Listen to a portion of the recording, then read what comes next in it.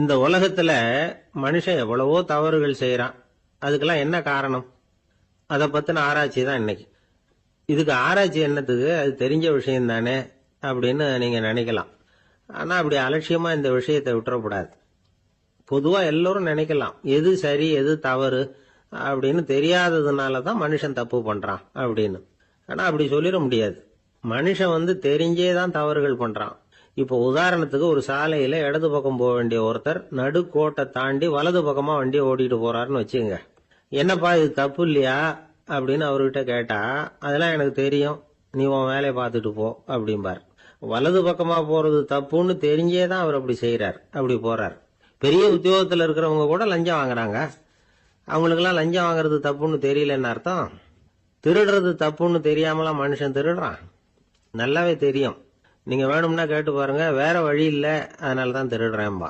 திருடுறது ஒரு புண்ணியமான காரியம்னு திருடனே கூட சொல்ல மாட்டான். திருடுறது தவறுங்கிறது திருடனுக்கு தெரியும் அப்படிங்கறத விளக்கறதுக்காக ஒரு பெரியவர் ஒரு கதை சொன்னார். அதாவது 2 திருடர்கள் 2 பேரும் சேர்ந்து ஒரு வீட்டுக்கு போய் ஒரு 10,000 ரூபாயை திருடிட்டு வந்துடுறாங்க. ஒரு காட்டு வழியா வந்துட்டு இருக்கிறாங்க. இன்னும் விடியல. 2 பேருக்கும் தூக்கம் கண்ணை சுத்துது. சரி, இப்படியே ஒரு மரத்தடியில படுத்து தூங்குவோம், காலையில விடிஞ்சதும் இந்த பணத்தை 2 பேரும் பங்கு போட்டுக்குவோம் அப்படின்னு முடிவு பண்றாங்க. அதே மாதிரி படுத்து தூங்குறாங்க. நடு ராத்திரியில ஒரு திருடன் முழிச்சுக்கிறான். விடிகிற வரைக்கும் காத்துக்கிட்டு இருந்தா 5,000 ரூபா தான் கிடைக்கும், இப்பவே கம்பி நீட்டினா 10,000 ரூபா கிடைக்கும் அப்படின்னு யோசிச்சு பார்த்துட்டு ஒரு முடிவுக்கு வந்தான். மெதுவா அந்த 10,000த்தையும் சுருட்டிக்கிட்டு அடுத்தவனுக்கு தெரியாம ஓடி போயிட்டான். விடியுது. அடுத்தவன் எழுந்திரிச்சு பாக்குறான். பணத்தையும் காணல, பாகஸ்தனையும் காணல. இந்த திருடன் அந்த திருடனை திட்டுறான். திருட்டு பய, அயோக்கிய பய, இப்படி அநியாயமா கிளப்பிட்டு போட்டானே அப்படிங்கிறான். இதுல இருந்து என்ன தெரியுது? தெரியாம எடுத்துக்கிட்டு போறது திருட்டு, அயோக்கியத்தனம், அநியாயம் அப்படிங்கறது இவனுக்கு தெரிஞ்சிருக்குது. அதனாலதான் அடுத்தவனை பார்த்து இப்படி திட்டுறான். அதனால தெரியாததுனால மனுஷன் தவறு பண்றான்னு சொல்றது சரியில்லை.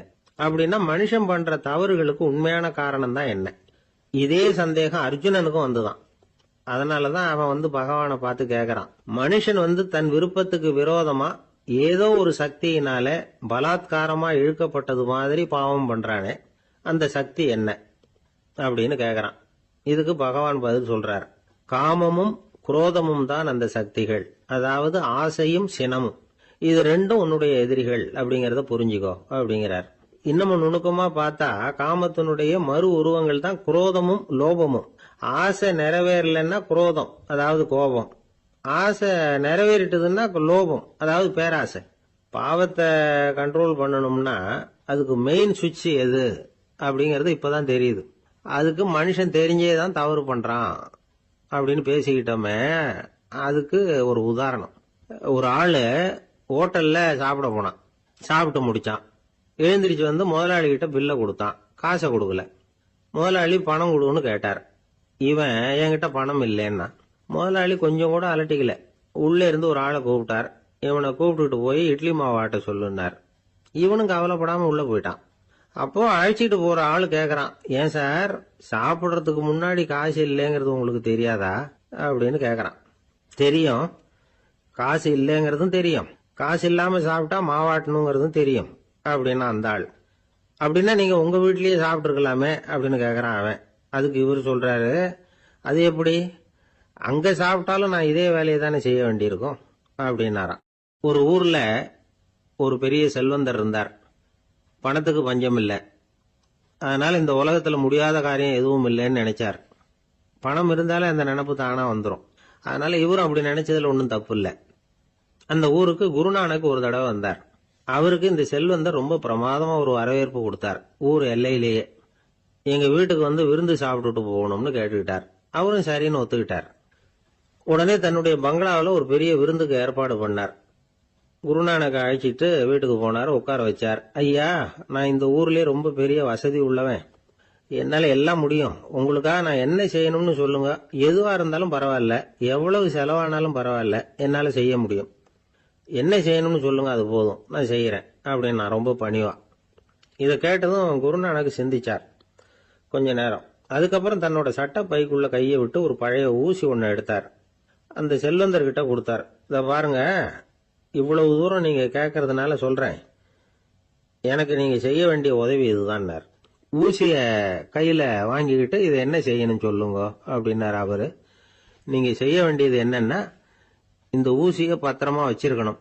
நாம 2 பேரும் இறந்து போனதுக்கு பின்னாடி இன்னொரு உலகத்துல நாம சந்திக்கக்கூடிய வாய்ப்பு இருக்குது. அப்ப இந்த ஊசியை என்கிட்ட கொண்டாந்து கொடுக்கணும். இதுதான் நீங்க எனக்காக செய்ய வேண்டிய உதவி அப்படின்னார் குருநானக் லேசா சிரிச்சுக்கிட்டே. இதை கேட்ட உடனே இந்த பெரியவர் முழிக்க ஆரம்பிச்சிட்டார். அது எப்படிங்க, நான் சாகிறப்ப எப்படி இந்த ஊசியை எடுத்துக்கிட்டு இன்னொரு உலகத்துக்கு வர முடியும்னார். ஊசி மாதிரி ஒரு சின்ன பொருளை கூட இந்த உலகத்தை விட்டு நாம போறப்ப எடுத்துட்டு போக முடியாதுங்கிறப்போ உங்களோட செல்வத்தையெல்லாம் எப்படி அங்க எடுத்துட்டு வர போறீங்க அப்படின்னு கேட்டார் குருநானக். அதுக்கப்புறம் தான் அந்த பெரியவர் யோசிக்க ஆரம்பிச்சாராம். குருநானக் சொல்றார், இத பாருங்க, நாம செய்யற நல்லது கெட்டது தான் கடைசி வரைக்கும் நம்ம கூட இருக்கும். அடுத்தவங்க நல்லா இருக்கணுங்கிறதுக்காக பொருளை செலவு செய்யணும். அப்படி செய்யலைன்னா எந்த பிரயோஜனமும் இல்லை அப்படின்னார். அதுக்கப்புறம் தான் அந்த செல்வந்தரின் அறிவு கண் திறந்துதான். உடனே குருநானக்க வணங்கினார். ஐயா, என்கிட்ட இருந்த ஆணவம் போயிட்டுது. இனிமே என்கிட்ட இருக்கிற செல்வத்தை நல்ல வழியில செலவழிப்பேன் அப்படின்னாராம். நம்ம கிட்ட இருக்கிற பணம் எப்பவும் நம்ம கூடவே வந்துகிட்டு இருக்காதுங்கிறதுக்கு இது ஒரு உதாரணம். அதுக்காக நாம பணம் சேர்க்கறத பத்தி கவலைப்பட வேண்டியதில்லை, பேசாம படுத்து தூங்கிட்டு இருந்தா போதும் அப்படின்னு இதுக்கு அர்த்தம் பண்ணிக்கப்படாது. முறையான வழியில பணம் சேர்க்கணும், அதை முறையான வழியில செலவு பண்ணணும். அதனால ஏற்படக்கூடிய மன நிறைவு இருக்கு பாருங்க, அது அனுபவிச்சவங்களுக்கு தான் தெரியும். சொர்க்கத்துக்கு போறவங்க இங்க இருந்து பணத்தை எடுத்துட்டு போக முடியாது. ஆனா நம்ம செல்வத்தை இங்க மத்தவங்களுக்கு பயன்பட செய்து அதனால ஏற்படுற புண்ணியம் இருக்கு பாருங்க, அதை எடுத்துட்டு போக முடியுமா. இதுதான் ஆன்மீகவாதிகள்லாம் சொல்ற கருத்து. ஜான் நியூட்டன் ஒருத்தர், அவரு சொன்னார், நான் எப்பவாவது சொர்க்கத்துக்கு போய் சேர்ந்தேன்னா அங்க 3 அதிசயங்களை பார்ப்பேன்னார். என்னன்னு கேட்டாங்க. நான் யார் யாரு இருக்க மாட்டாங்கன்னு நினைச்சுக்கிட்டு இருந்தானோ அவங்கள சில பேர் அங்க இருப்பாங்க, அது ஒரு பெரிய அதிசயம்னார். சரி, அடுத்தது என்ன? 2வது அதிசயம் என்னன்னா, அங்க இருப்பாங்கன்னு நான் எதிர்பார்த்த சில பேர் அங்க இருக்க மாட்டாங்க அப்படின்னார். சரி, 3வது பெரிய ஆச்சரியம் என்ன அப்படின்னா, நான் அங்க இருக்க பாருங்க, அதுதான் அந்த 3வது அதிசயம் அப்படின்னாராம். சில பேரை இப்படி சொல்றது உண்டு, அடுத்தவங்களை அனுசரிச்சு நடந்துக்க தெரியல, அவன் என்ன சார் மனுஷன் அப்படிம்பாங்க. சக மனிதர்களோட எப்படி பழகிறது அப்படின்னு தெரியாததுனாலேயே பல பேர் இன்னைக்கு சங்கடப்பட்டுக்கிட்டு இருக்கிறாங்க. வசதி வாய்ப்பெல்லாம் சரியா இருக்கும், ஆனா வாழ்க்கை சரியா இருக்காது. இன்னொருத்தர்கிட்ட எப்படி பேசுறது பழகிறதுங்கிறது தெரியாததுனால தான் இந்த அவஸ்தை. சரி, இந்த அவஸ்தை இல்லாம வாழறது எப்படி? இதுக்கு அனுபவசாலிகள் சில வழிமுறைகளை சொல்றாங்க. அதெல்லாம் என்னென்னங்கிறத இப்ப தெரிஞ்சுக்குவோம். முதல்ல நம்ம நாக்கு நம்ம கண்ட்ரோல்ல இருக்கணும். வார்த்தைகளை கொட்டிவிட்டு அதுக்கப்புறம் அள்ள முடியாம கடந்து கஷ்டப்படக்கூடாது. எப்படி பேசுறோங்கிறதும் முக்கியம், பேசுறப்ப எப்படி முகத்தை வச்சிருக்கிறோங்கிறதும் முக்கியம். அன்பா பேசினாலும் நல்லா இருக்கும். அப்படி பேசுறப்ப ஆதரவா அவர் தோள் மேல ஒரு கையை போட்டுக்கிட்டு பேசினா இன்னமும் நல்லா இருக்கும். 2வது விஷயம், இன்னொருத்தர்கிட்ட பேசுறப்ப வாக்குறுதிகளை அள்ளி வீசக்கூடாது. கொடுக்கற வாக்குறுதி குறைச்சலா இருக்கணும். அப்படி கொடுத்த வாக்குறுதியை கண்டிப்பா நிறைவேற்றணும். நாம ஒருத்தரை பாராட்டுறோம் அல்லது அவரை பத்தி அபிப்பிராயம் சொல்றோம்னா அது ஆக்கப்பூர்வமா இருக்கணும். நம்ம பாராட்டு அல்லது விமர்சனம் அடுத்தவருடைய முன்னேற்றத்துக்கு உதவுறது மாதிரி இருக்கணும். நாம சொல்றதை கேட்டுட்டு அவன் தலையில கையை வச்சுட்டு உட்காந்துடக்கூடாது. எப்பவும் உற்சாகமா இருக்கணும், முகம் அலர்ச்சியா இருக்கணும். மனுஷன் இருந்தா வருத்தம், கவலை, ஏமாற்றம் எல்லாம் இருக்கதான் செய்யும். அதெல்லாம் மனசுல இருக்கட்டும். அந்த வருத்தமும் கவலையும் ஏமாற்றமும் சேர்ந்துகிட்டு நம்ம முகத்துல இருக்கிற மலர்ச்சியை மூடி மறைக்கிறதுக்கு நாம இடம் கொடுத்துடக்கூடாது. எந்த விஷயத்தை பத்தி யாருகிட்ட பேசினாலும் வெளிப்படையா பேசணும், திறந்த மனசோட பேசணும். மூடி மறைச்சி முன்னு மூழ்கிட்டு இருக்கக்கூடாது. இன்னொருத்தர்கிட்ட பேசுறப்போ விவாதம் பண்ணுங்க, அது தப்பு இல்லை, ஆனா வாதாடிக்கிட்டு இருக்கக்கூடாது. அதாவது என்ன சொல்றாங்கன்னா, டிஸ்கஸ் பண்ணலாம், ஆர்கியூ பண்ணக்கூடாதான். நம்ம கிட்ட இருக்கிற நல்ல குணங்களை நாம எடுத்து சொல்லிட்டு இருக்கக்கூடாது. அந்த நல்ல குணங்களே நம்மளை பத்தி எடுத்து சொல்லணும், அது மாதிரி நடந்துக்கணும். அதே மாதிரி அடுத்தவங்க கிட்ட உள்ள கெட்ட குணங்களை பத்தி அவசியம் இல்லாம நாம பேச வேண்டியதில்லை.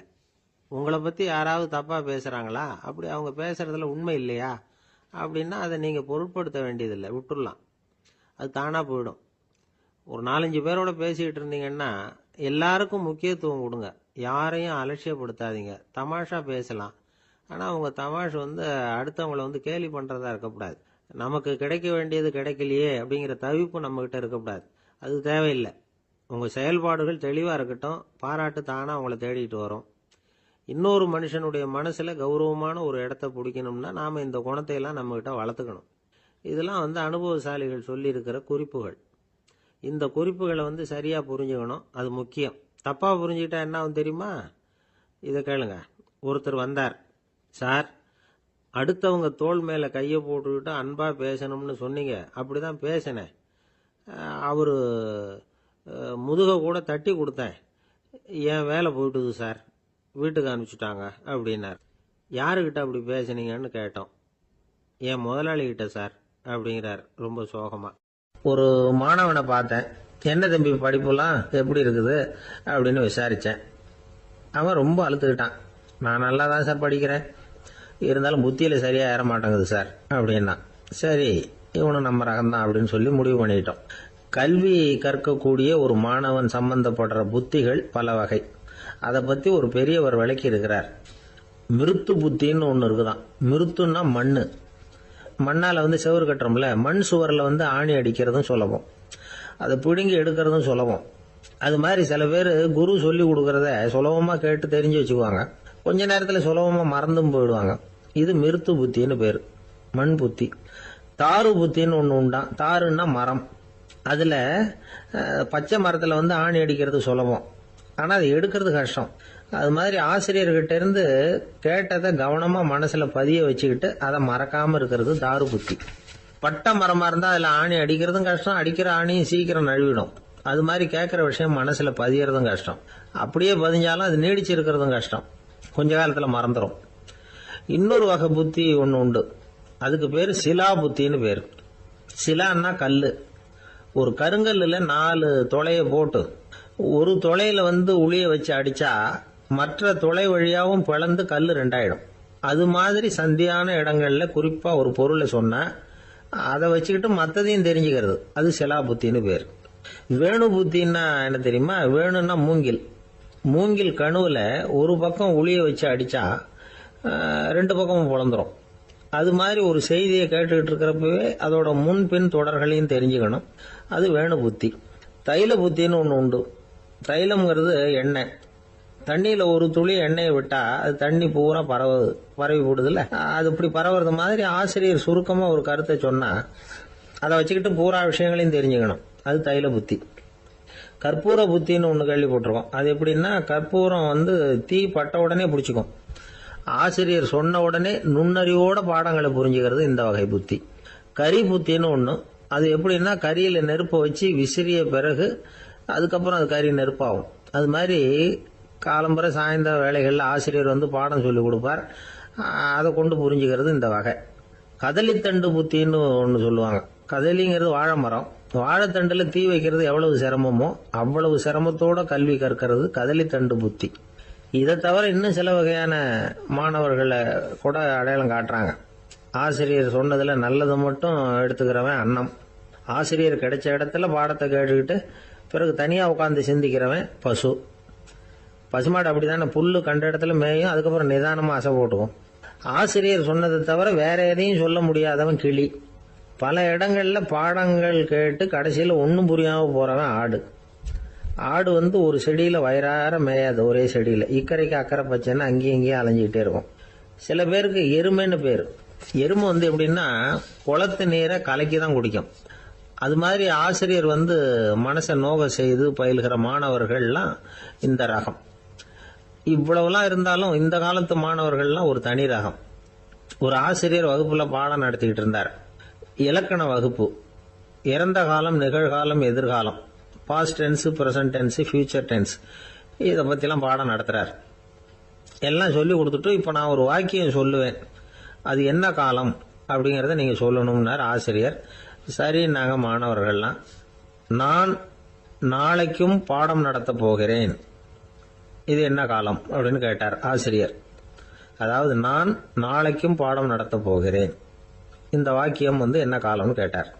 ஒரு பையன் மெதுவா எழுந்திரிச்சு சொன்னான், இது எங்க போதாத காலம் சார் அப்படின்னு சொல்லிவிட்டு உட்காந்துட்டானா. ஒரு மனுஷனை பார்த்து என்கிட்ட வாலாட்டாதே அப்படின்னு சொன்னா அவன் நம்ம கிட்ட ஏதோ வம்புக்கு வர்றான்னு அர்த்தம். ஒரு நாயை பார்த்து யாரும் என்கிட்ட வாலாட்டாதே அப்படின்னு சொல்றது இல்லை. ஏன்னா நாய் வாலாட்டுனா அது நம்ம கிட்ட தன்னுடைய நன்றியை தெரிவிக்கிறதாக நினைச்சுக்கிட்டு இருக்கிறோம். ஆனா அது அப்படி இல்லை அப்படின்னு சொல்றாங்க அது சம்பந்தமான நிபுணர்கள். ஒரு நாய் தன்னுடைய வாலை இந்த பக்கமும் அந்த பக்கமுமா இப்படியும் அப்படியும் ஆட்டிக்கிட்டு இருந்தா அது பதட்டத்துல கூட இருக்கலாம். நாய் நட்பா இருந்தாலும் வாலாட்டும், ஆத்திரத்துல இருந்தாலும் வாலாட்டும், கோபத்துல இருந்தாலும் வாலாட்டும், குழப்பத்துல இருந்தாலும் வாலாட்டும், மகிழ்ச்சியா இருந்தா கூட அது வாலாட்டும். அதை நாம தப்பா புரிஞ்சுக்கிட்டு அதுகிட்ட போய் மாட்டிக்க கூடாது. நாயை பத்தி எனக்கு நல்லா தெரியும் அப்படின்னு சொல்றவங்க கூட அதுகிட்ட கடி வாங்கிட்டு நிக்கிறது உண்டு. நிபுணர்கள் என்ன சொல்றாங்க தெரியுமா? எப்பவுமே நாய்கள் திடீர்னு கடிச்சு விடுறது இல்ல, கடிக்கிறதுக்கு முன்னாடி சில அறிகுறிகளை காட்டும். அதை சரியா புரிஞ்சுக்கிட்டோம்னா தப்பிச்சுக்கலாம். ஒரு வீட்டுக்கு போறீங்க, அங்க புதுசா ஒரு நாயை பாக்குறீங்க, உடனே அதுகிட்ட போய் குனிஞ்சு சிரிச்சுக்கிட்டே அது தலையில தட்டுறீங்க. இது ரொம்ப தப்பா. ஒரு நாய் இன்னொரு நாயை நேருக்கு நேர் பார்த்து பல்ல காட்டுனா அது தன்னுடைய தன்முனைப்பை காட்டுதுன்னு அர்த்தமா. உன்னை விட நான் பெரியவன் அப்படின்னு சொல்லுதுன்னு அர்த்தம். அதனால நீங்க அது மாதிரி கிட்ட போய் சிரிக்கிறோம் அப்படின்னு நினைச்சுக்கிட்டு பல்ல காட்டினா உங்களையும் எதிரியா நினைச்சிரும். இன்னொரு விஷயம் என்னன்னா, தலையில தட்டுனா நாய்க்கு பிடிக்காது. அது தன்னை அடக்கிறதாகவும் அச்சுறுத்துறதாகவும் நினைச்சுக்கிட்டு இருக்கும். சரி, அப்படின்னா புதுசா ஒரு இடத்துல அல்லது வீட்டுல நாய்க்குட்டியை பார்த்தா என்ன பண்றது? நீங்க சும்மா இருங்க, அதுவா கிட்ட வரட்டும். அதுக்கப்புறம் அதுகிட்ட கனிவா பேசுங்க. கண்ணம், மார்பு, தோல் இங்கெல்லாம் தட்டலாம், தப்பு இல்லையா? தலையில தான் தட்டப்படாதான். ஒரு நாய் உங்களை நோக்கி ஓடி வருது, நீங்களும் ஓடுனா அது துரத்த ஆரம்பிச்சிடும். அசையாம சில மாதிரி நின்றுடுங்க, அது கிட்ட வராது. அதுக்கு ஆர்வம் இல்லாம போயிடும். ஒரு தெருவில் சின்ன பிள்ளைங்க நிறைய பேர் விளையாடிக்கிட்டு இருக்கிறாங்க. அப்போ சில நாய்கள் அங்கே ஓடி வருது. எல்லாரும் ஓடினாங்க. அப்படி ஓடுறப்போ ஒரு பையன் கால் தடிக்கு கீழே விழுந்துட்டான். என்னாச்சு தெரியுமா? துரத்திட்டு வந்த நாய்கள்லாம் கீழே விழுந்தவன ஒன்றும் செய்யல, அவன் கிட்டே போகல. ஓடிக்கிட்டு இருந்தாங்கல்ல பசங்க, அவங்கள துரத்திக்கிட்டு அவங்க பின்னாடி ஓடிச்சான். அதுதான் நாய்களுடைய சுபாவம். ஒரு நாய் நம்மளை நேருக்கு நேர் முறைச்சு பாக்குதுன்னு வச்சுங்க, நாமளும் அதை முறைச்சு பார்க்கக்கூடாது. நாம வேற பக்கம் எங்கேயாவது பார்க்க ஆரம்பிச்சிடணும். ஒரு நாய் கோபமா இருந்ததுன்னா அதோட வால் உறுதியா நேரா நிற்கும். ஒரு நாய் பணிந்து போனா அல்லது பயந்து போனா அது தன்னோட வாலை காலுக்கு நடுவில் வச்சுக்கும். ஒரு நாய் நம்மளை பார்த்து பயந்து நிக்குதுன்னு வச்சுங்க, அதனால நமக்கு ஆபத்து இல்லைன்னு நினைச்சிடக்கூடாது. உங்களை பார்த்துட்டு ஒரு நாய் ஒடுங்குச்சுன்னா நீங்க விலகி போயிடணும் அப்படின்னு அது நினைக்குது. நிறைய பேர் பயந்து போன நாயால கடிபடுறாங்க. இவன் நம்மளை விட பெரிய ஆள், மாட்டிக்கிட்டோம், வேற வழி இல்லை அப்படிங்கிற நினைப்புல தான் நாய் கடிக்க ஆரம்பிக்குதான். இதே மாதிரி சங்கிலியால கட்டி போடப்பட்டிருக்கிற நாயும் ஆபத்தானதுதான். தொடர்ந்து கட்டி போட்டிருந்தா காலப்போக்கில் அது ஒரு மாதிரி ஆயிடும். நாய் குழந்தைகளை கடிக்காது அப்படின்னு சில பேர் சொல்லுவாங்க. அதுவும் ஒரு தவறான நம்பிக்கை. அதனால சின்ன குழந்தைகளை தனியா நாயோட விளையாட விடக்கூடாது. ஆக கூடி நாயை பத்தி நிறைய விஷயம் புரிஞ்சுக்க வேண்டியிருக்குது. ஒருத்தர் தன்னுடைய நண்பர் வீட்டுக்கு போயிருந்தார். அவசியம் எங்க வீட்டுல சாப்பிட்டுட்டு தான் போகணும் அப்படின்னு ரொம்ப அன்பா சொல்லிவிட்டார். அதை மீற முடியல இவரால. சரின்னு உட்காந்துட்டார். சாப்பாடு போட்டாங்க, சாப்பிட ஆரம்பிச்சார். அவங்க வீட்டுல கட்டி போட்டு இருந்த நாய்க்குட்டி இவர் சாப்பிடுறத முறைச்சு பார்த்தது. ஏன் இப்படி என்ன அது முறைச்சு பாக்குது உங்க வீட்டு நாய்க்குட்டி அப்படின்னு அவர் கேட்டார். அப்ப அவங்க சொன்னாங்களாம், அதுகிட்ட ஒரு கெட்ட பழக்கம்ங்க, தன்னோட தட்டுல யாரு சாப்பிட்டாலும் அது அப்படிதான் முறைச்சு பார்க்கும் அப்படின்னாரா அவர். ஒருத்தர் ரொம்ப அவசரமா வந்தார். சார், மனுஷன் நிம்மதியா இருக்கிறதுக்கு என்ன வழின்னு கேட்டார். சீக்கிரமா ஒரு கல்யாணத்தை பண்ணீங்க, எல்லாம் சரியா போடும் அப்படின்னோம். அவர் ஒரு மாதிரியா பார்த்தார். ஏற்கனவே எனக்கு கல்யாணம் ஆயிட்டுது சார், அதனால தானே நிம்மதியா இருக்கிறதுக்கு வழி கேட்கறேன் அப்படின்னார். சரி, இவர் ஒரு மாதிரியான கேஸ் அப்படின்னு நினைச்சுக்கிட்டு நம்மகிட்ட இருந்த ஒரு சின்ன புத்தகத்தை அவர்கிட்ட தூக்கி கொடுத்தோம். இதை படிச்சு பாருங்கன்னு. கல்யாணத்துக்கு பிறகும் சந்தோஷமா இருக்கிறதுக்கு என்ன வழி அப்படிங்கிற கேள்விக்கு அந்த புத்தகத்துல விளக்கம் இருந்தது. கணவன் மனைவிக்குள்ள சிக்கல் வராம இருக்கிறதுக்கு அதுல சில வழிகளை சொல்லி கொடுத்துருக்குறாங்க. அதெல்லாம் என்னென்ன அப்படிங்கறத இப்ப பார்க்கலாமா? குடும்பம்னு இருந்தா கோபம் வரதான் செய்யும். அது வந்துட்டு போட்டும் பரவாயில்ல. ஆனா அந்த கோபம் ஒரே நேரத்துல ரெண்டு பேருக்கும் வந்துடாம பாத்துக்கணும். ஒரு சமயத்துல யாராவது ஒருத்தர் தான் கோபப்படணும், அடுத்தவங்க அமைதியா இருக்கணும். அதுக்கப்புறம் இவர் அமைதியான உடனே அவங்க ஆரம்பிச்சுக்கலாம். கோபமா ஏதாவது சொன்னா உடனே கோபமா பதில் சொல்லக்கூடாது. கொஞ்சம் பொறுத்து கோபம் தீர்ந்த உடனே அந்த பதிலை சொல்லலாம். அப்போ பதில் கோபமா இருந்தா கூட அது அவளுக்கு பெருசா தெரியாது. அற்ப விஷயத்துக்கெல்லாம் காய்ச்சி மூச்சுன்னு கத்திட்டு இருக்கக்கூடாது. உங்க ரெண்டு பேருக்குள்ள ஒரு தர்க்கம் ஆரம்பம் ஆயிட்டுதுன்னு வச்சுக்கோங்க, கடுமையா ரெண்டு பேரும் விவாதம் பண்றீங்க. உங்கள ஒருத்தர் இதுல ஜெயிக்கணும்னா அது நீங்களா இருக்க வேணாம், அடுத்தவங்க ஜெயிக்கிறதுக்கு நீங்க துணையா இருங்களேன். அப்படின்னா நீங்க கொஞ்சம் விட்டு கொடுக்கணும், அவ்வளவுதான். ஏதாவது குத்தம் சொல்லணுமா, செஞ்ச தப்பை சுட்டி காட்டணுமா, விமர்சனம் பண்ணணுமா, பண்ணுங்க, வேணான்னு சொல்லல. ஆனா சொன்னதை அப்படி சொல்றத கொஞ்சம் அன்பா இதமா சொல்லுங்க. எப்போ நடந்த தவறுகளை எல்லாம் இப்போ போய் மறுபடியும் ஞாபகப்படுத்திட்டு இருக்க வேண்டாம். நான் அப்பவே சொன்னேன் இந்த புடவை வேணாம்னு, நீங்க தான் கேட்கல, இப்போ பாருங்க கிழிஞ்சு போச்சு இப்படின்னு கத்துனாங்க ஒரு அம்மா. எப்போ சொன்னீங்கன்னு கேட்டால் ஒரு 10 வருஷத்துக்கு முன்னாடி தீபாவளி சமயத்தில் அப்படிங்கிறாங்க. அது என்ன இன்னும் அப்படியே புதுசாகவே இருக்கும்? உங்களுக்கு அவர் தான் பெருசு, அவருக்கு நீங்கள் தான் பெருசு. அதை விட இந்த உலகத்தில் வேற எதுவும் முக்கியம் இல்லைன்னு நினைக்கணும். நீ தான் என்னுடைய உலகம்னு எத்தனை தடவை சொல்லியிருப்பீங்க? அதெல்லாம் வெறும் வசனமாக போயிடக்கூடாது. ஏதாவது ஒரு பிரச்சனையை பற்றி கடுமையாக விவாதம் பண்ணிக்கிட்டு இருக்கீங்க, அதை அப்படியே பாதியில் விட்டுட்டு படுக்கைக்கு போயிடக்கூடாது. சொச்சத்தை நாளைக்கு பேசிக்கலாம்னு. அப்படி போனால் தூக்கம் வராது.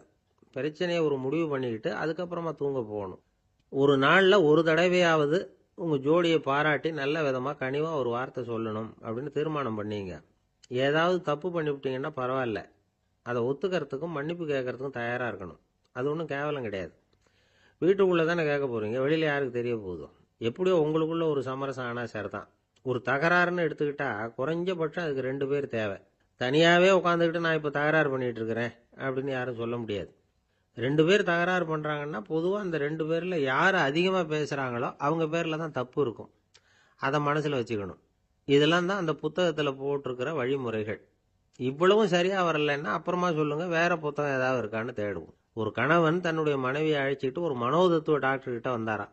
டாக்டர், எங்களுக்கு கல்யாணம் ஆகி 30 வருஷ காலமாக நாங்கள் ஒரு விஷயத்தில் கூட ஒத்து போனதில்லை அப்படின்னு ஆரம்பித்தார். உடனே அந்த அம்மா குறுக்கிட்டு, அது 30 வருஷம் இல்லை 32 வருஷம் அப்படின்னாங்களாம். ஒரு ஊரில் ஒரு ராஜா இருந்தார். அவர் ஒரு நாள் காலையில் அரண்மனையில் மேல் மாடத்தில் நின்றுகிட்டு இருந்தார். அப்போ ஒரு ஆள் வீதியில் ரொம்ப வேகமாக ஓடிக்கிட்டு இருக்கான். அதை ராஜா கவனிச்சார். அவன் மனசில் ஏதோ ஒரு தவிப்பு இருக்குங்கிறத புரிஞ்சுக்கிட்டார். உடனே அரண்மனை சேவகர்களை கூப்பிட்டார். அந்த ஆளை இங்கே அழைச்சிட்டு வாங்க அப்படின்னார். இவங்க ஓடி போய் அந்த ஆளை அழைச்சிட்டு வந்தாங்க.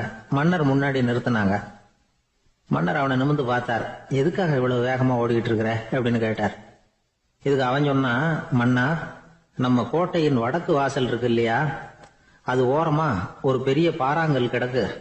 அதுக்கு அடியில நான் ஒரே ஒரு வெள்ளி நாணயத்தை புதைச்சி வச்சிருக்கேன். அது இப்போ எனக்கு தேவைப்படுது. என்னுடைய மனைவிக்கு ஒரு பரிசு வாங்கி கொடுக்க வேண்டியிருக்கு. அதுக்காக தான் அவசரமா ஓடிக்கிட்டு இருக்கிறேன் அப்படின்னா. மன்னர் யோசனை பண்ணார். அப்புறம் சொன்னார், அதுக்காகவா இப்படி ஓடுற? பரவாயில்ல, அதை பத்தி கவலைப்படாத. நான் உனக்கு 10 வெள்ளி காசுகள் தர்றேன், வாங்கிட்டு திரும்பி போ அப்படின்னார். இவன் தலையை சொரிஞ்சான். மன்னா, நீங்க கொடுக்கறத ரொம்பவும் மகிழ்ச்சியோட வாங்கிக்கிறேன். இருந்தாலும் அதுக்கப்புறம் அந்த வடக்கு வாசலுக்கு போய் அங்க இருக்கிற ஒரு நாணயத்தையும் எடுத்துக்கிட்டு போயிடுறேனே அப்படின்னானா. இதை பாருப்பா, அந்த ஒரு நாணயத்தை மறந்துரு, உனக்கு 100 வெள்ளி நாணயங்கள் தரேன் இருக்கார். மன்னா, ரொம்ப மகிழ்ச்சி. உங்க மாதிரி தாராள குணம் வேற யாருக்கும் வராது. நீங்க கொடுக்கற 100 நாணயங்களையும் வாங்கிக்கிறேன். இருந்தாலும் வடக்கு வாசலுக்கு போய் அதையும் எடுத்துக்கிட்டா 101 ஆயிடுமே அப்படின்னானா. இதை பாருப்பா, அந்த ஒரு நாணயத்தை மறந்துரு, அது எக்கேடாவது கெட்டு போகட்டும்.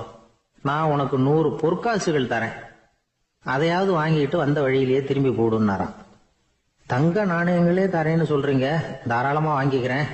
இருந்தாலும் வடக்கு வாசலுக்கு போய் அப்படின்னு மறுபடியும் ஆரம்பிச்சான். அரசர் பொறுமை இழந்துட்டார். கடைசியா ஒரு முடிவுக்கு வந்துட்டார். இத பாருப்பா, உனக்கு என்னுடைய ராஜ்யத்திலேயே பாதியை கொடுத்துட்றேன், அப்படியாவது திருப்தியா திரும்பி போ அப்படின்னாராம். மன்னா, உங்களுடைய பெருந்தன்மைக்கு ஈடு இணையே கிடையாது. தேசத்திலேயே பாதி பிரிச்சு கொடுக்குறேன்னு சொல்றீங்க, அதனால உங்ககிட்ட ஒரு சின்ன வேண்டுகோள் அப்படின்னானா. சொல்லுன்னாராம் மன்னர் ஆர்வமா. இவன் மெதுவா ஆரம்பிச்சான். அப்படி இந்த ராஜ்யத்தை 2ஆ பிரிக்கிறப்போ அந்த வடக்கு வாசல் இருக்கிற பக்கத்தை என்கிட்டயே கொடுத்துருங்கோ அப்படின்னானா. மன்னர் அசந்து போயிட்டார். இந்த கதை எதுக்காகன்னு கேட்டா, மனம்ங்கிறது ஒரு குரங்குங்கிறத புரிஞ்சுக்கிறதுக்காகத்தான். உன்னை புடிச்சுக்கிட்டா லேசில விடாது. அப்படிப்பட்ட மனச அறிவு தான் வழி நடத்தணும். அதுலதான் வாழ்க்கையின் வெற்றி அடங்கி இருக்குது. ஒரு சின்ன பையன் தெருவில் அழுதுகிட்டு இருந்தான். ஏன்பா அழுவுறேன்னு ஒரு பெரியவர் கேட்டார். 1 ரூபா காசை இங்க தொலைச்சுட்டேன் அப்படின்னா. சரி, அதுக்காக அழாத, அதுக்கு பதிலா 10 ரூபா தரேன், இந்தா வச்சுக்கோன்னு கொடுத்தாரு. அந்த 10 ரூபாய வாங்கி சட்டப்பையில போட்டுக்கிட்டு அதை விட அதிகமா சத்தம் போட்டு அழ ஆரம்பிச்சுட்டான். மறுபடியும் ஏன்டா அழறேன்னு கேட்டார் பெரியவர். அந்த ₹1 கிடைச்சிட்டுதுன்னா இப்ப என்கிட்ட ₹11 இருக்குமே, இப்ப ₹10 தானே இருக்கு அப்படின்னு சொல்லிவிட்டு அழறான். ஒரு ஊர்ல 4 நண்பர்கள் இருந்தாங்க. 4 பேரும் சோம்பேறிகள். 4 பேருக்கும் எந்த வேலையும் செய்யறதுக்கு உடம்பு வளையறதில்ல. இருந்தாலும் சோம்பேறித்தனத்துல ஒருத்தருக்கு ஒருத்தர் கொஞ்சம் வித்தியாசம் உண்டு. அதுக்கு தகுந்த மாதிரி அவங்களுக்கு பேர் அமைஞ்சு போச்சு.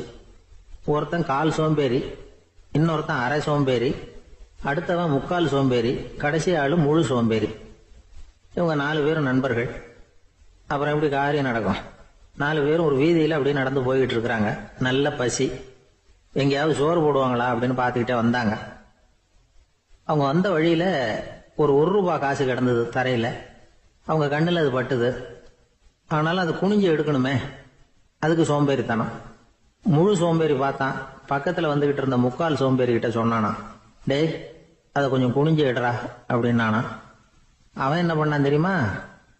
அதுக்கு அடுத்தபடியா வந்த அரை சோம்பேறி கிட்ட சொன்னானா, டேய் நீ அதை கொஞ்சம் குனிஞ்சு எடுறா அப்படின்னானா. அவன் இவனை விட மோசம். அடுத்தவங்க கிட்ட சொல்லியிருக்கிறான். அவனும் குனியறதுக்கு தயாரா இல்ல. ஆக கூடி கடைசியில யாருமே காசை எடுக்கல. என்னத்துக்கு அனாவசியமா உடம்ப வளைச்சுக்கணும் அப்படின்னு எல்லாரும் பேசாம வந்துட்டாங்க. அவங்க பாட்டுக்கு நடந்து வந்துகிட்டே இருக்கிறாங்க. எதிரில் ஒருத்தன் வாழைப்பழத்தை வண்டியில வச்சு தள்ளிட்டே வந்தான். ₹4 4 பழம்னு கூவி வித்துக்கிட்டே வர்றான். இப்ப அந்த முழு சோம்பேறி சொன்னானா, டேய் வழியில கிடந்தது ₹1, அதையாவது எடுத்துக்கிட்டு வந்திருந்தா இப்ப இந்த பழத்தை வாங்கி ஆளுக்கு ஒண்ணு சாப்பிடலாமே அப்படின்னானா. ஆமா சாப்பிட்டுருக்கலாமே அப்படின்னாங்களாம் மற்றவங்களும். ஆனாலும் திரும்பி போய் அதை எடுக்கணும்னு யாருக்கும் தோணலை. பேசாம சோர்ந்து போய் நடந்து வந்தாங்களாம். இருட்டி போச்சு. வழியில ஒரு கோவில். சரி இங்கேயே படுத்து தூங்குவோம் அப்படின்னா ஒருத்தன். அதுதான் சரின்னாங்க மற்றவங்களும். அப்படியே மண்டபத்துல படுத்துட்டாங்க. கோவில் அர்ச்சகர் வேலையெல்லாம் முடிச்சு விட்டு வெளியில வந்திருக்காரு. இவங்களை பார்த்தாராம். ஏன் இப்படி சோர்ந்து போய் கிடக்குறீங்க அப்படின்னு விசாரிச்சிருக்காரு. 2 நாளாச்சுங்க நாங்க சாப்பிட்டு அப்படின்னாங்களாம். அவரு உடனே ஐயோ பாவம் அப்படின்னு சொல்லி பானை, விறகு, அரிசி, தண்ணி எல்லாம் கொடுத்து நீங்களே சமையல் பண்ணி சாப்பிட்டுக்கோங்க அப்படின்னு சொல்லிவிட்டு போயிட்டார். இந்த 4 பேருக்கும் சமையல் பண்ணி சாப்பிடணும்னு ஆசையா தான் இருந்தது. ஆனா அடுப்பு பத்த வைக்கணுமே, அதுக்கு தீப்பெட்டி வேணுமே. தீப்பெட்டி இல்ல. இப்ப முழு சோம்பேறி ஆரம்பிச்சான். அடுத்தவனை பார்த்து, டேய் கடைக்கு போய் ஒரு தீப்பெட்டி வாங்கிட்டு வாயேன் அப்படின்னு. அவன் வழக்கம் போல அடுத்தவங்க கிட்ட சொல்லியிருக்கான். அவன் அதுக்கு அடுத்தவங்க கிட்ட சொல்லியிருக்கிறான். கடைசியா கால் சோம்பேறி கிட்ட வந்து சேர்ந்தது. அவனும் அது நம்மால முடியாது அப்படின்னு பேசாம இருந்துட்டான். இப்ப தீப்பெட்டி வேணுமே, அதுக்கு என்ன பண்றது? அவங்களுக்குள்ள பேசி ஒரு முடிவுக்கு வந்தாங்களாம். அதாவது யாரு முதல்ல வாயை திறந்து பேசுறாங்களோ அவங்கதான் தீப்பெட்டி வாங்கறதுக்கு போகணும் அப்படின்னு. அவ்வளவுதான். உடனே 4 பேரும் வாயை கெட்டியா மூடிக்கிட்டு படுத்துக்கிட்டாங்க. அவங்க சமையல் பண்ணி சாப்பிட்டாங்களா என்ன அப்படிங்கறது அர்ச்சகருக்கு தெரியல. சரி பார்த்துட்டு வரலாமேன்னு வந்தார். வந்து பாக்குறாரு, இவங்க 4 பேரும் அசையாம படுத்து கிடக்குறாங்க. அர்ச்சகர் பயந்துட்டார். ஒருவேளை பசி தாங்காம செத்து போட்டாங்களோ அப்படிங்கிற பயம், அல்லது நாம கொடுத்த உணவுப் பொருள்ல ஏதாவது விஷம் கலந்துருக்குமோ அப்படின்னு பயந்தார். அப்படின்னா நம்ம மேல பழி வந்துருமே அப்படின்னு நினைச்சு நடுங்க ஆரம்பிச்சுட்டார். அப்புறம் அவரும் ஒரு முடிவுக்கு வந்தாராம். கோவிலுக்கு பக்கத்திலேயே ஒரு பெரிய குழி இருந்தது. அதுல ஒவ்வொருத்தரையா இழுத்துக்கிட்டு போய் போட்டார். கொஞ்சம் மண்ணை தள்ளினார். காலால மிதிச்சார். அவர் மிதிச்ச மிதி ஒருத்தன் அடி வயத்துல போட்டுவிட்டது.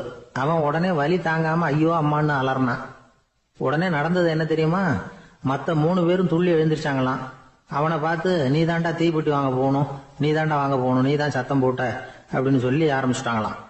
அர்ச்சகர் பார்த்தார். இது பேய் மாதிரி தெரியுதுன்னு நினைச்சுக்கிட்டு ஒரே ஓட்டமா ஓடி போட்டாராம். கிராமப்புறங்கள்ல இப்படி ஒரு கதையை சொல்றது உண்டு. சோம்பல்ங்கிறது நம்ம முன்னேற்றத்துக்கு பெரிய தடை அப்படிங்கறத நாம புரிஞ்சுக்கணும். அதுதான் இந்த கதை சொல்ற நீதி. ஒரு பள்ளிக்கூடத்துல ஒரு புதுமையான போட்டி நடந்துதான். அதாவது சோம்பேறித்தனத்துக்கு பரிசு. அதுல 2வது பரிசு யாருக்குன்னு அறிவிச்சாங்க. ஒரு பையன் எழுந்திருச்சு மெதுவா நடந்து போய் பரிசை வாங்கிட்டான். அடுத்தது முதல் பரிசு யாருக்கு அப்படின்னு அறிவிச்சாங்களாம்.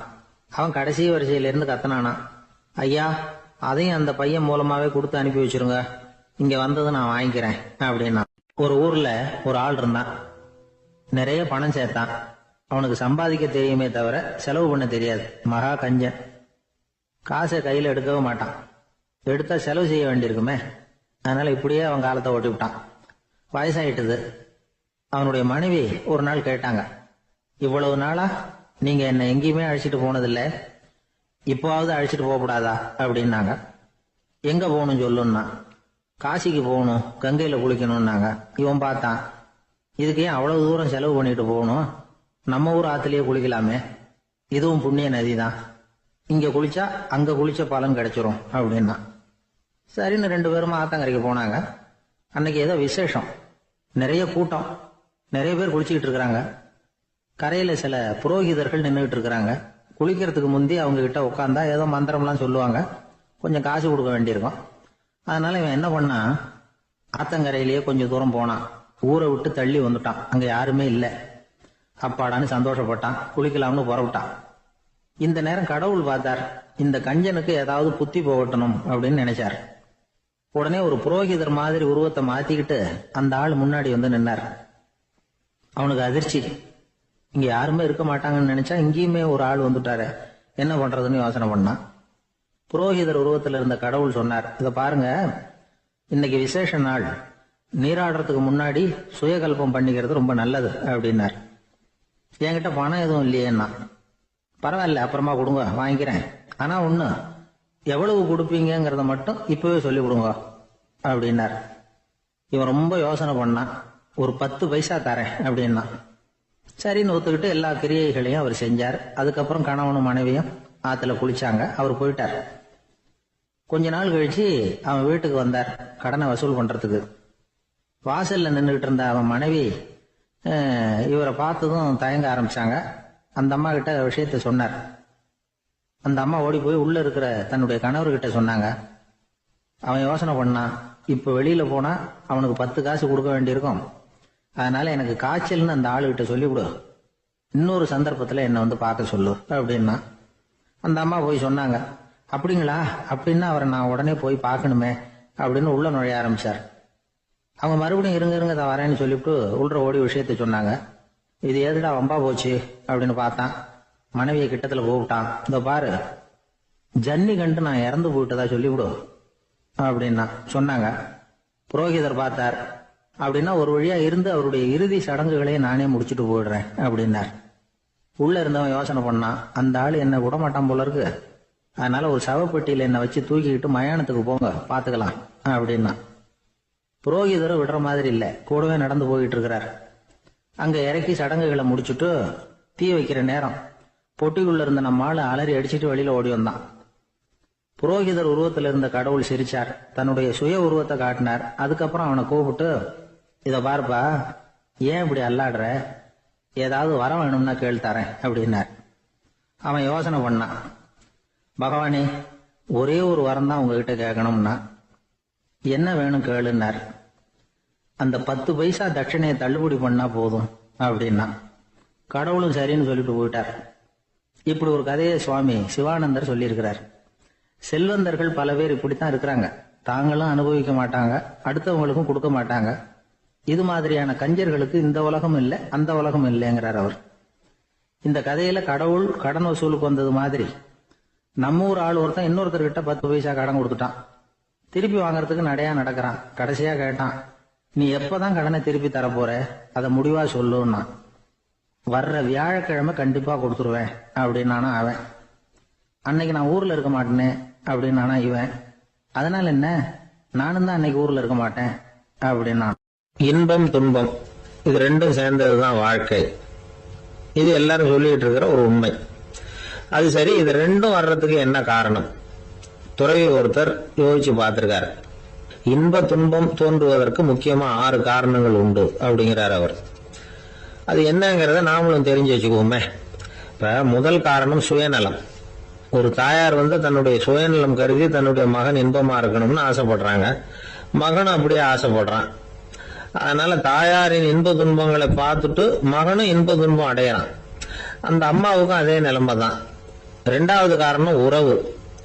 நான் துறவியான பிறகு கூட உறவுங்கிற காரணத்தினாலதான் தாயாருடைய சுக துக்கங்களை கண்டு நானும் சுக துக்கம் அடைகிறேன். என் தாயாருடைய நிலைமையும் இதுதான் அப்படிங்கிறார் ஒரு துறவி. 3வது காரணம் என்னன்னா அறிமுகம். எனக்கு அறிமுகமான ஒருத்தரை ரயில் நிலையத்துல சந்திக்கிறேன். அவர் தன்னுடைய பணப்பையை எங்கேயோ தொலைச்சு விட்டு வருத்தப்பட்டு இருக்கிறார். நானும் வருத்தப்படுறேன். அந்த சமயத்துல யாரோ ஒருத்தர் இதுதானே அவங்க பணப்பை அப்படின்னு சொல்லி கொண்டாந்து நீட்டுறார். பணப்பைய தொலைச்சவர் சந்தோஷப்படுறார், நானும் சந்தோஷப்படுறேன். இது அந்த துறவி சொல்ற அனுபவம். 4வது காரணம் என்னன்னா கருணை. எனக்கு முன்னே பின்ன தெரியாத ஒருத்தனை யாரோ ஒருத்தன் அடிச்சு காயப்படுத்தி போடுறான். கருணை காரணமா நான் அதுக்காக துக்கப்படுறேன். 5வது காரணம் எதையும் நம்புறது. ஒரு பசுமாட்டை ஒரு முரணை அடிச்சுட்டு இருக்கிறான் அப்படின்னு ஒருத்தர் வந்து நம்ம கிட்ட சொல்றாருன்னு வைங்க, உடனே நான் துக்கப்படுறேன்.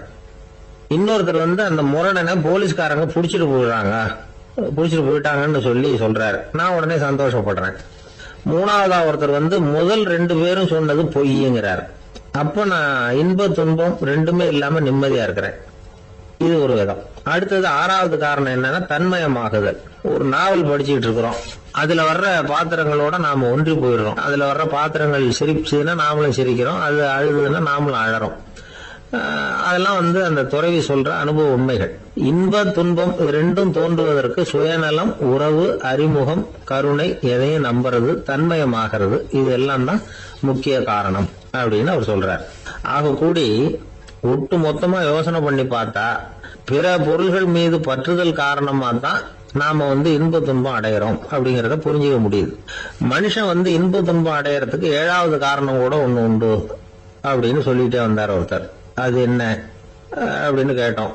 அதுதான் சார் இந்த நீங்க சொல்லிட்டு வர்ற இன்று ஒரு தகவல்னார். எப்படி சொல்றீங்கன்னு கேட்டோம்.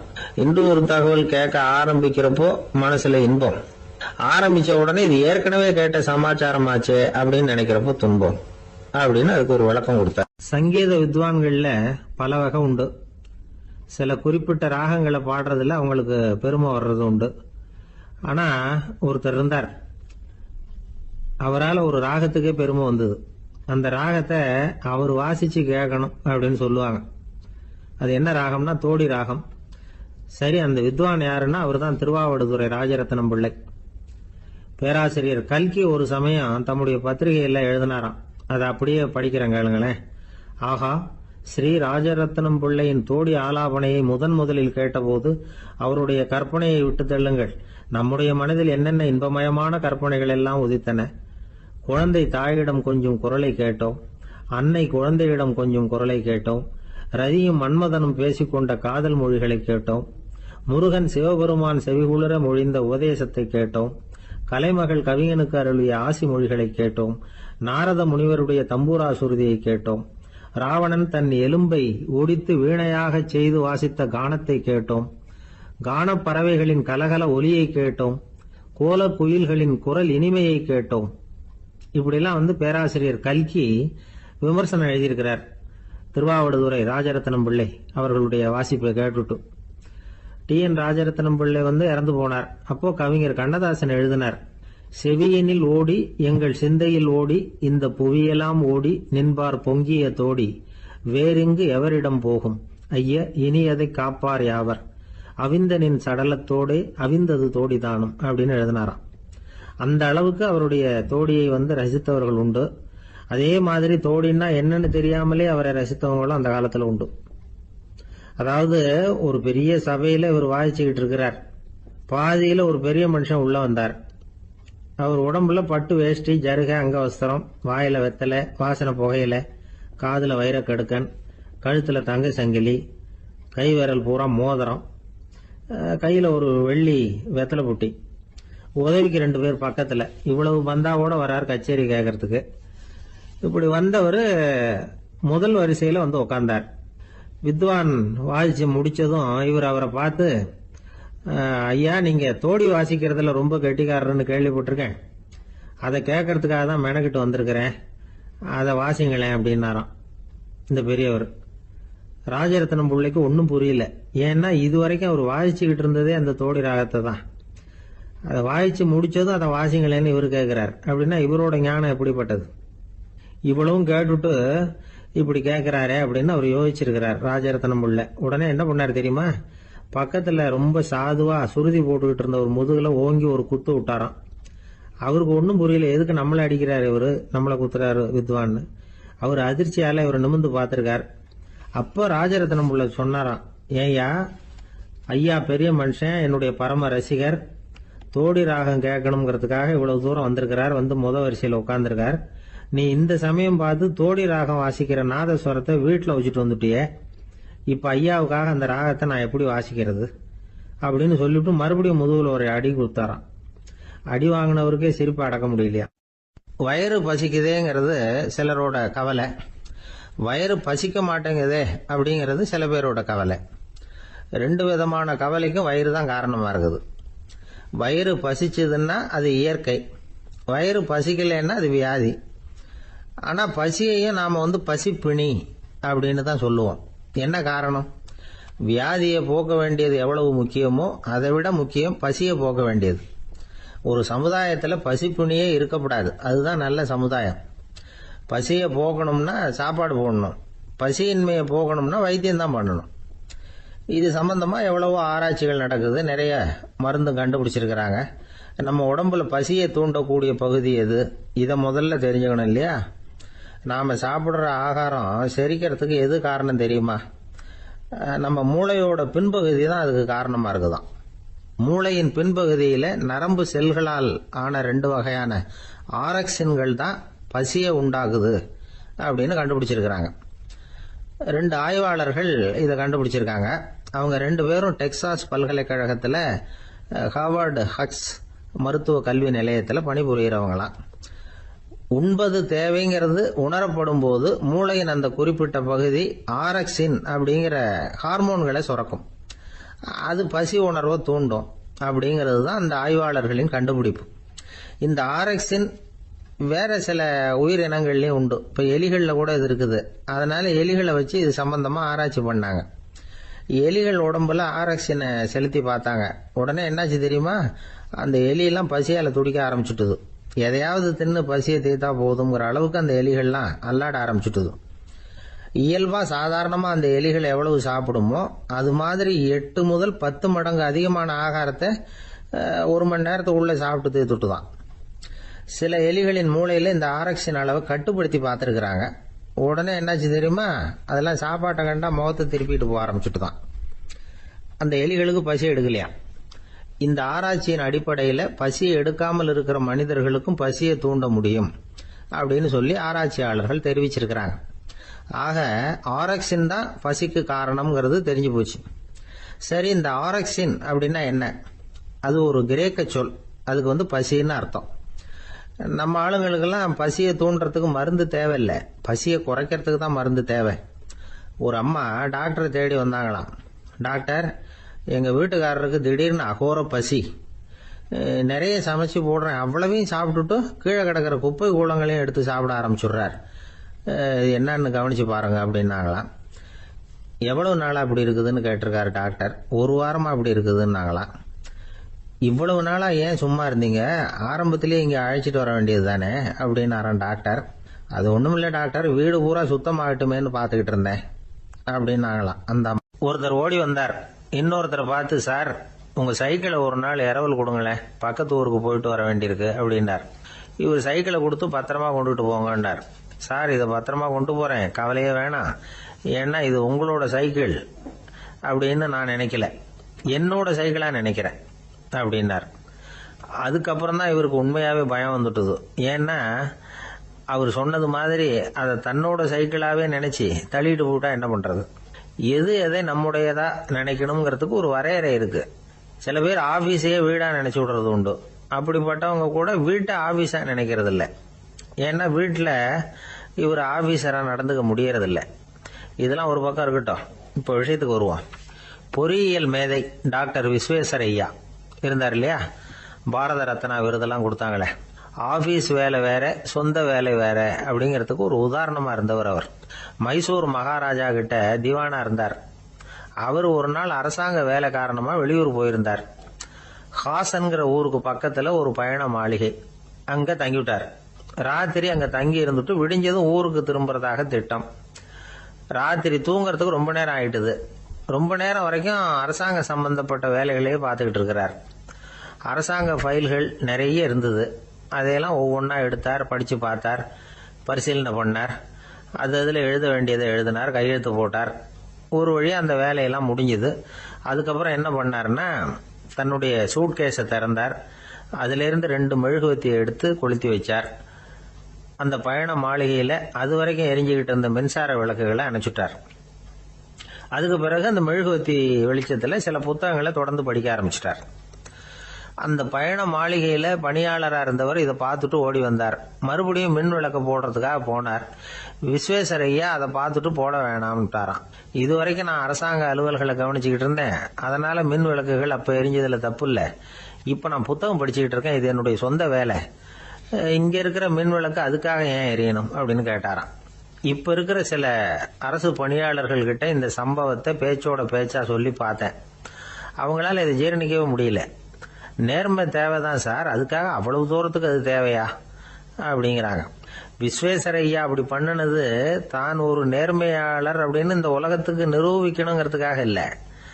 தான் அப்படி நடந்து காட்டினா தன்னை சுத்தி இருக்கிறவங்களும் அதை கேள்விப்படுறவங்களும் முடிஞ்ச அளவுக்கு பொது வாழ்க்கையில அரசு பணியில நேர்மையை கடைபிடிக்க முயற்சி பண்ணலாமே அப்படிங்கிறதுக்காகத்தான். இப்பவும் சில பேர் இருக்கிறாங்க, இவங்க ஆபீஸ் வேற வீடு வேறன்னு நினைக்கிறது இல்ல, அவ்வளவு உரிமை. ஒருத்தர் அப்படிதான், அவருக்கு அவசரமா 5000 ரூபாய் தேவைப்பட்டது. ஆபீஸ் பணத்தை எடுத்துக்கிட்டார். அந்த நேரம் பார்த்து ஆடிட் வந்துட்டுது. ஆப்பிட்டுக்கிட்டார். விசாரணை நடக்குது. அவர் சொல்றார், சார் நான் நேரம் காலம் பார்க்காம ஆபீஸ்ல வேலை செய்வேன், ஏன்னா அதை என்னோட ஆபீஸா நினைக்கிறேன். அவசரத்துக்கு அந்த பணத்தை எடுத்தேன், மறுபடியும் வச்சுடலாம்னு தான் இருந்தேன், அதுக்குள்ள இப்படி ஆயிட்டுது. நீங்க என்ன நினைச்சாலும் சரி, நான் ஆபீஸ் வேற வீடு வேற அப்படின்னு நினைக்கிறது இல்ல, அது என்னோட சுபாவம் அப்படின்னார். விசாரணை பண்ணவர் தீர்ப்பு வழங்கினார். உங்க சுபாவத்துக்கு மதிப்பு கொடுத்து நானும் தீர்ப்பு வழங்குறேன். நீங்க கொஞ்ச நாள் ஜெயிலில் இருந்துட்டு வாங்க, அது உங்களுக்கு கஷ்டமா இருக்காதுன்னு நினைக்கிறேன். ஏன்னா அங்க போனாலும் நீங்க உங்க சுபாவப்படி வீடு வேற ஜெயில் வேறன்னு நினைக்க மாட்டீங்க அப்படின்னா. ஜவஹர்லால் நேரு பிரதமரா இருந்த சமயம் அவர் ஒரு தடவை சென்னைக்கு வந்திருக்கிறார். இங்கே சில முக்கிய நிகழ்ச்சிகள்ல கலந்துக்கிறதுக்காக வந்திருந்தார். ஆளுநர் மாளிகையில ஒரு நாள் ராத்திரி தங்கி மறுநாள் புதுடெல்லி புறப்படுறதாக ஏற்பாடு. நிகழ்ச்சியில எல்லாம் முடிச்சுக்கிட்டு ஆளுநர் மாளிகையில தங்கி இருக்கிறார். அன்றைக்கு இரவு படிக்கிறதுக்கு ஒரு முக்கியமான புத்தகம் அவருக்கு தேவைப்பட்டது. அந்த சமயத்துல உலக அளவுல ஒரு முக்கியமான பொருளாதாரம் சம்பந்தமான ஒரு புத்தகம் வெளியாகி இருக்கிற விஷயம் அவருக்கு தெரியும். அந்த புத்தகம் மெட்ராஸுக்கு வந்திருக்குமா, அது இங்க கிடைக்குமா அப்படின்னு விசாரிச்சிருக்கிறார் நேருஜி. அவர் இப்படி கேட்ட உடனே அங்க இருந்தவங்க எல்லாம் ரொம்ப பரபரப்பா செயல்பட ஆரம்பிச்சுட்டாங்க. முக்கியமான இடங்கள்ல எல்லாம் விசாரிச்சிருக்கிறாங்க, அந்த புத்தகம் உங்ககிட்ட இருக்கான்னு. சென்னையில உள்ள கன்னிமாரா நூல் நிலையத்துக்கு எப்படியும் அந்த புத்தகம் வந்திருக்கணும் அப்படின்னு ஒரு நம்பிக்கை. அங்க விசாரிச்சாங்க. அந்த புத்தகம் 2 நாளைக்கு முன்னாடி தான் அங்க வந்திருக்குது அப்படிங்கிற விஷயம் தெரிஞ்சது. உடனே எல்லாரும் அங்க ஓடினாங்க. அவங்களுக்கு இன்னொரு சந்தேகம், புத்தகம் வந்திருக்கு சரி, அது இந்த சமயத்துல வேற யாரும் படிக்கிறதுக்கு எடுத்துட்டு போயிருக்க கூடாதே அப்படிங்கிற சந்தேகம் இருந்தாலும் மனசுக்குள்ள ஒரு தைரியம். இப்படி ஒரு புத்தகம் வெளிவந்திருக்கிற விஷயமே நேருஜி சொல்லி தான் நமக்கே தெரியும். அதுவும் இல்லாம உலக பொருளாதாரம் சம்பந்தமான ஏதோ ஒரு புத்தகம் அது. அதை போய் இந்த நேரத்துல அவ்வளவு ஆர்வமா யாரு எடுத்துட்டு போயிட போறாங்க அப்படிங்கிற தைரியம். இந்த தைரியத்தோட அந்த நூல் நிலையத்துக்கு ஓடினாங்க. புத்தகத்தை தேடுனா அது கிடைக்கல, யாரோ எடுத்துட்டு போயிருக்கிறாங்க.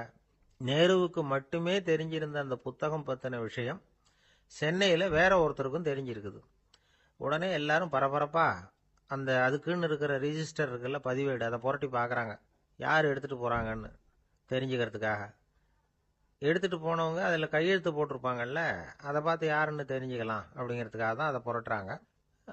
அதோ அந்த புத்தகத்தோட பேரு பக்கத்துல அதை எடுத்துக்கிட்டு போனவங்க கையெழுத்து. உத்து பாக்குறாங்க எல்லாரும். அதுல போட்டிருக்குது பேரு CN அண்ணாதுரை அப்படின்னு எழுதியிருந்தது. அவரு தான் பேரறிஞர் அண்ணா. நேரு படிக்க விரும்பின ஒரு புத்தகத்தை அதே நேரம் படிக்க விரும்பின இன்னொரு தலைவர் இவர். படிக்கிறதுல அவருக்கு இருந்த ஆர்வத்தை நாம தெரிஞ்சுக்கணும்னா அதுக்கு எவ்வளவோ சம்பவங்கள் இருக்கு. கடைசி காலத்துல அவர் அடையாறு மருத்துவமனையில படுத்திருக்கிறார். அவருக்கு ஒரு முக்கியமான அறுவை சிகிச்சை செய்ய வேண்டியிருக்குது அவசரமா. அமெரிக்காவிலிருந்து டாக்டர் மில்லர் வந்திருக்கிறார். அவர்கிட்ட கேட்கிறார், டாக்டர் நாளைக்கே அறுவை சிகிச்சை செய்ய போறீங்களா அப்படின்னு. ஆமாங்கிறார் டாக்டர் மில்லர். நாளைக்கு மறுநாள் செஞ்சுக்கிறனே அப்படின்னாராம் அண்ணா. ஏன் ஏதாவது நாள் பாக்குறீங்களான்னு கேட்டிருக்கார். இல்ல, ஒரு புத்தகத்தை படிச்சுக்கிட்டு இருக்கிறேன், அதை நாளைக்குள்ள முடிச்சிருவேன், அதுக்கப்புறம் நான் இறந்தாலும் கவலை இல்லை அப்படின்னாராம் இவர். அவர் தான் அறிஞர் அண்ணா. சங்ககால நூல்கள்ல இருந்து சமீபத்துல வந்த நூல்கள் வரைக்கும் எல்லாம் அவர் படிச்சிருக்கிறார். ஒரு திருமண விழாவில் அவர் பேசும்பொழுது சொன்ன விஷயம் இது. சங்க காலத்துல காதலியை மணக்க விரும்புகிறவனுக்கு அவனுடைய தந்தை வீர சோதனைகள்லாம் வைப்பாரு. போய் புலிப்பல்லு கொண்டுகிட்டு வா, அப்போதான் என் பொண்ணை கொடுப்பேன் அப்படின்னு சொல்லுவார். காதலன் உடனே காட்டுக்கு போவான், ஒரு புலியை கொன்று அதனுடைய பல்ல கொண்டுகிட்டு வருவான். அதை வீர பதக்கத்துல பதிச்சு அவனுக்கு மாமனார் சூட்டுவார் கல்யாண சமயத்துல.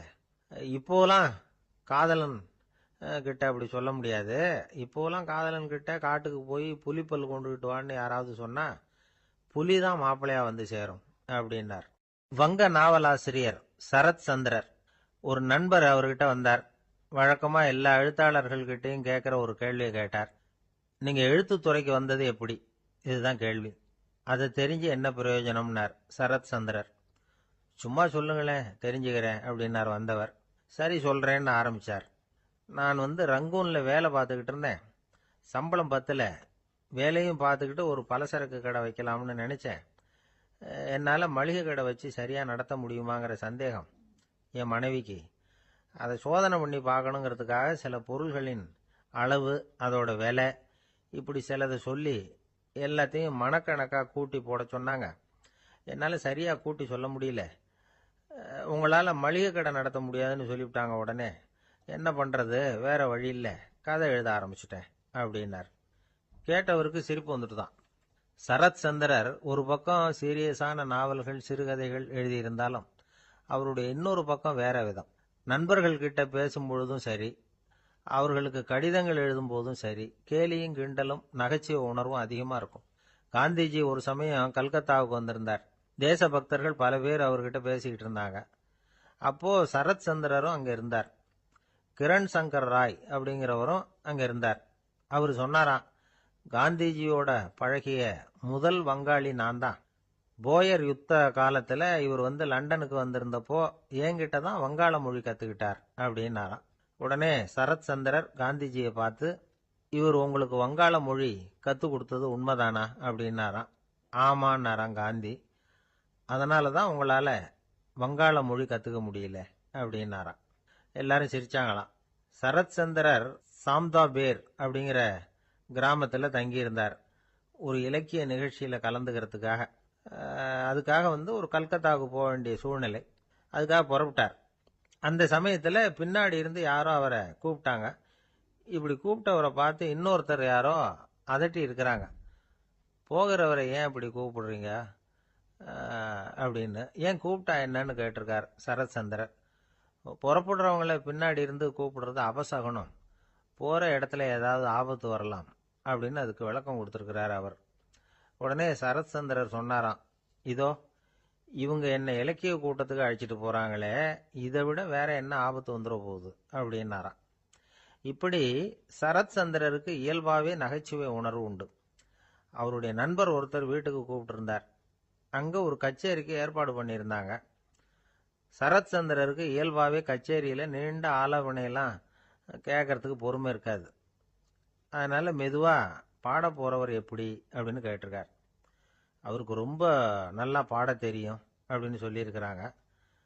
அதுக்கு சரத் சந்திரர், பாட தெரியுங்கிறது சரி, பாட்டை நிறுத்த தெரியுமா அதை சொல்லுங்க முதல்ல அப்படின்னாராம். இமயமலை அடிவாரத்துல ஒரு மடம். அங்க ஒரு சன்னியாசி இருந்தார். அவர்கிட்ட ஒருத்தர் வந்தார். சுவாமி, ஆசைய உதற நினைக்கிறேன், முடியல, ஒட்டிக்கிட்டே வருது அப்படின்னாராம். இப்படி உட்கார, ஒரு கதை சொல்றேன் அப்படின்னு சொல்லி அவர் சொல்ல ஆரம்பிச்சாராம். அவர் சொன்ன கதை என்னன்னா, ஒரு ஊர்ல ஒரு ஆள் இருந்தான். அவன் பேரு குப்புசாமி. அவன்கிட்ட எப்பவும் ஒரு பழைய தொப்பி இருக்கும், விடவே மாட்டான். அதனால அவனை எல்லாரும் தொப்பி சாமி அப்படின்னு தான் கூப்பிடுறது வழக்கம். ஒரு புது தொப்பி வாங்கிக்கப்படாதாப்பா அப்படின்னு நண்பர்கள்லாம் சொல்லி பார்த்தாங்க. பணத்துக்கு எங்க போவேன் அப்படின்னு விட்டானா. பணம் வச்சிருக்கான், செலவு பண்ண மனசு வரல, மகா கஞ்சன். பழைய பாட்டில்கள்லாம் வாங்கி வித்துக்கிட்டு இருந்தான். அப்படி ஒரு தடவை பழைய கண்ணாடி சாமான்களை ஏலத்தில் எடுத்தப்போ அதில் ஒரு அருமையான சென்ட் பாட்டில் கிடைச்சிது. உடனே ஒரு ஐடியா பண்ணான். அந்த சென்ட்டை சின்ன சின்ன பாட்டில்களில் அடைச்சி ஜன்னல் ஓரமாக அடுக்கி வச்சுட்டான். அதை விற்றா நிறைய பணம் கிடைக்குமே, அதனால. இதுக்கு இடையில ஒரு நாள் அவன் அப்படியே உட்காந்துருந்தான். அந்த நேரம் நண்பன் வந்தான். ஏண்டா, உன் பழைய தொப்பியை மாற்றப்படாதா, ஊரில் எல்லாரும் கேலி பேசுகிறாங்களே உன்னை தொப்பி சாமின்னு அப்படின்னு சொல்லி கேட்டிருக்கான். இந்த சென்ட் பாட்டில் விற்றதும் பணம் வரும், அதுக்கப்புறம் பார்க்கலாம் அப்படின்னு நானா இவன். சரி வா, நீச்சல் குளத்துக்கு போயிட்டு வருவோம் அப்படின்னு கூப்பிட்டுருக்கான் நண்பன். 2 பேரும் போனாங்க. அதே நேரம் அந்த ஊர் நீதிபதியும் அங்க குளிக்க வந்தாராம். அவர்கிட்ட இருந்தது விலை வசந்த ஒரு புது தொப்பி. அதை அங்க இருந்த ஸ்டாண்ட்ல மாட்டிவிட்டு குளிக்க போனார். இதுக்கிடையில குப்புசாமி குளிச்சுட்டு வந்தான். அவனுடைய பழைய தொப்பியை காணல. அந்த புது தொப்பியை பார்த்தா இது நண்பனுடைய வேலை தான் அப்படிங்கறதாக புரிஞ்சுக்கிட்டு அதை எடுத்து மாட்டிட்டு வந்துட்டான்.